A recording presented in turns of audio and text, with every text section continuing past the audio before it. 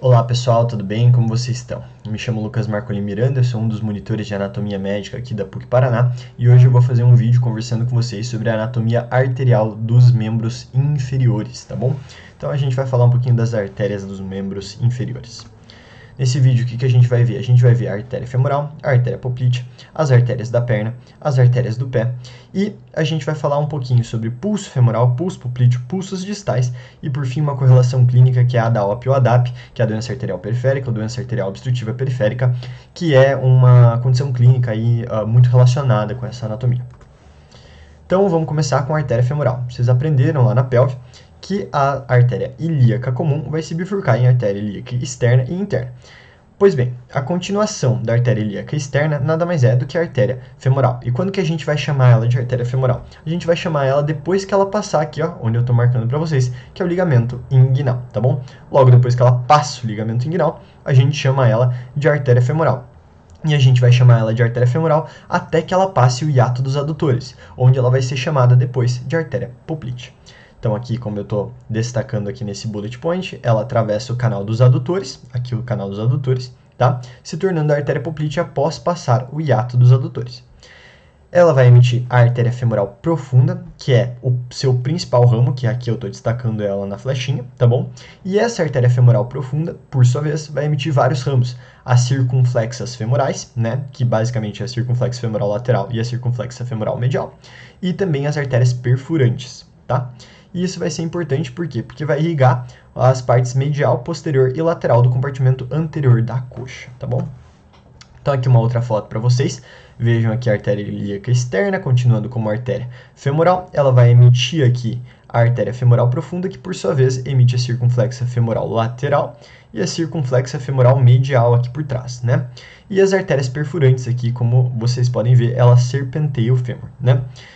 Aqui, depois que ela passa do hiato dos adutores, a gente chama ela de artéria poplítea, tá? Aqui está circulado para vocês também a anastomose cruzada, que basicamente é uma anastomose aqui na região perto do colo e da cabeça do fêmur, que é de grande importância clinicamente, porque pode ter uma condição chamada necrose avascular da cabeça do fêmur, que acontece, por exemplo, depois de um trauma, por comprometimento desse suprimento arterial, desse suprimento sanguíneo, e isso pode acontecer uma necrose daí da cabeça do fêmur, tá bom? Isso principalmente pelos acometimentos dessas artérias, sobretudo a artéria circunflexa femoral medial, tá?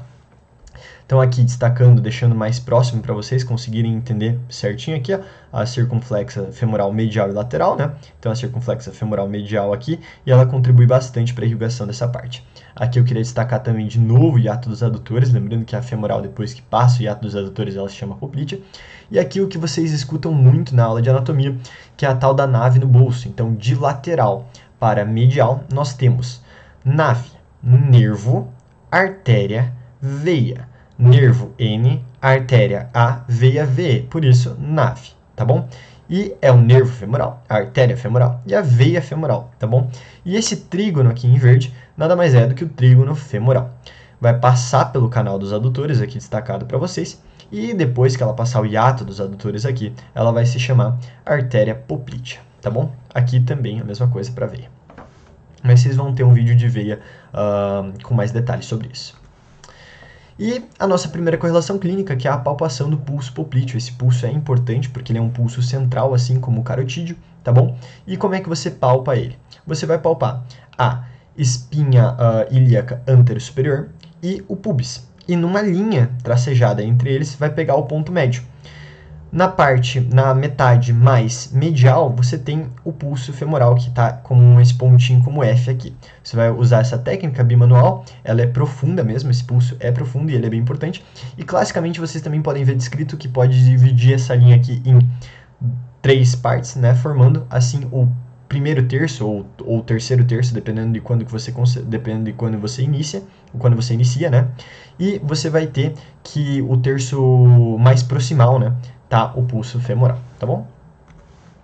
Artéria poplítea. Então, onde que ela vai começar? No hiato dos adutores, assim que a femoral passar pelo hiato dos adutores, a gente tem a artéria poplítea. e ela vai terminar na margem inferior do músculo poplíteo, que eu vou mostrar para vocês mais para frente numa imagem bem boa, tá bom? Ela é a continuação da artéria femoral e ela vai formar o que a gente chama de rede articular do joelho, que está destacado aqui com esse quadrado preto para vocês. Vejam que tem vários ramos que vai contribuir aqui para a irrigação dessa grande articulação que a gente tem. E os ramos? Quais são os ramos? Tem os ramos musculares para vários músculos, isquiotibiais, gastrocnêmio, sóleo, plantar e músculos da parte superficial do compartimento posterior da perna, agora, tá bom?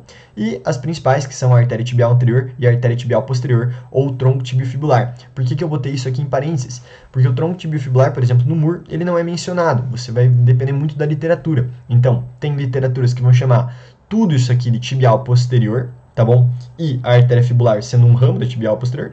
Tem gente que chama isso aqui, essa parte mais proximal, de tronco tibiofibular, tibial posterior, que se bifurca em tibial posterior e artéria fibular. Lembrando que a tibial anterior é essa aqui, ó, que está entrando na membrana interóssea, tá bom? Mas a gente vai conversar dela um pouquinho melhor lá na perna.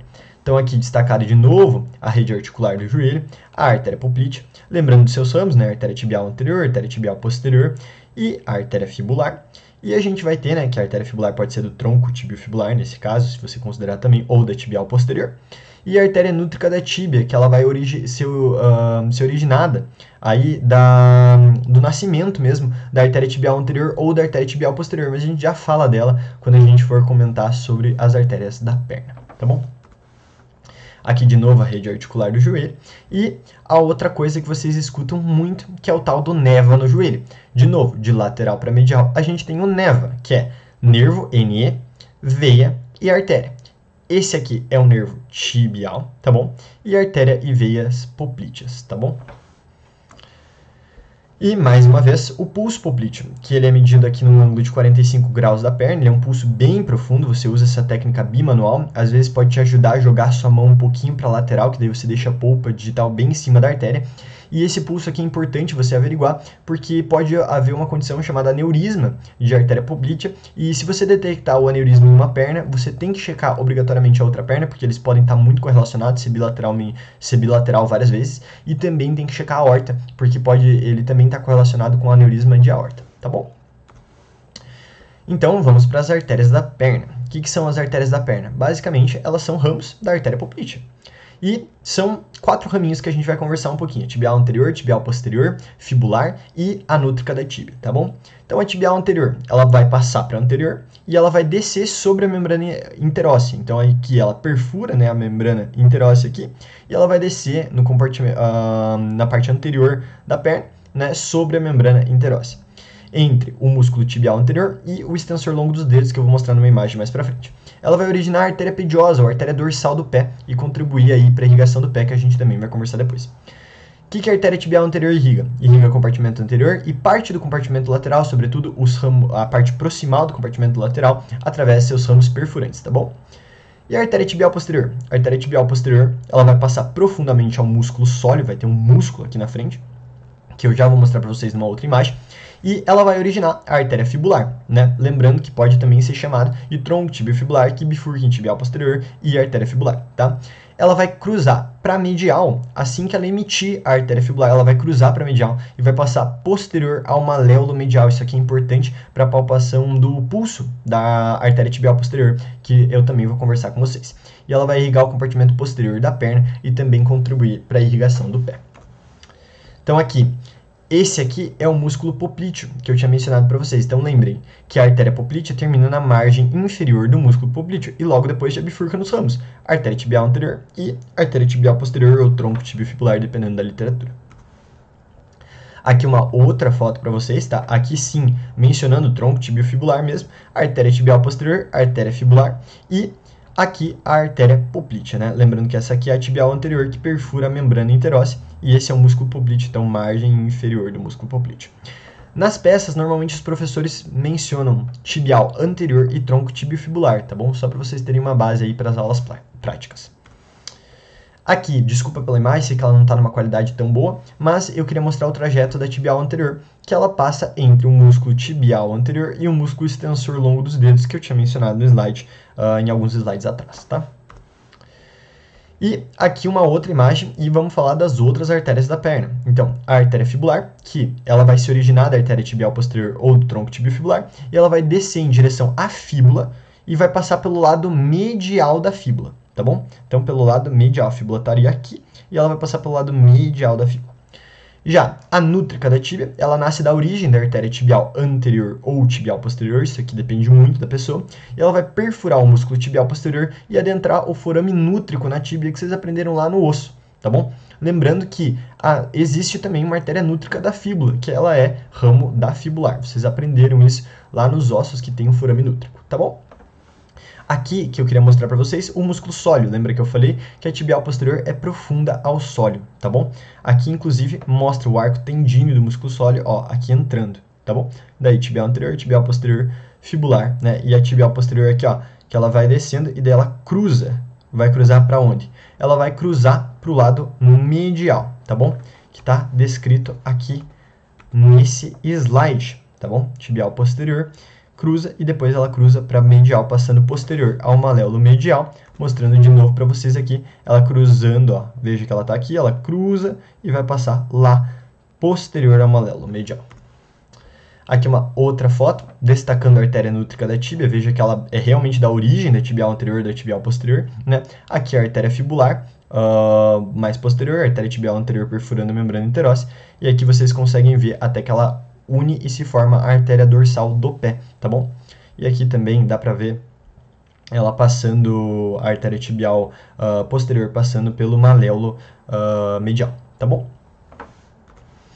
Aqui a técnica de palpação do pulso, então você vai pegar o maléolo medial e vai ir atrás dele, justamente para palpar aí a TP, que é o tibial posterior, né? A artéria tibial posterior. Uma dica é levantar aqui um pouquinho o pé, verticalizar isso facilita. E aqui a palpação da artéria pediosa, pulso pedioso, que nada mais é do que um ramo da tibial anterior, né? Que é a artéria dorsal do pé ou artéria pediosa.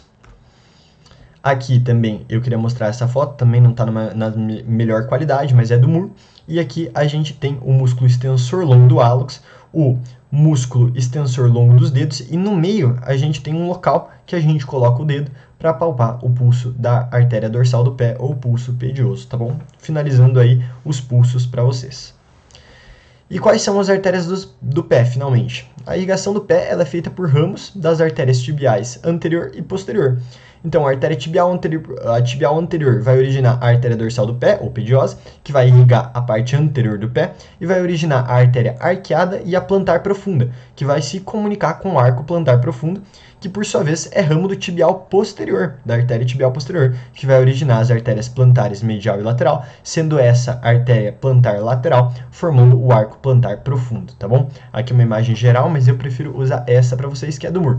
Então vejam, tibial anterior desceu aqui mais ou menos nessa região já, entrando na articulação do tornozelo, né, aqui, formando a articulação do tornozelo com o pé e com a tíbia e fíbula, e daí a gente vai ter ela chamando artéria dorsal do pé.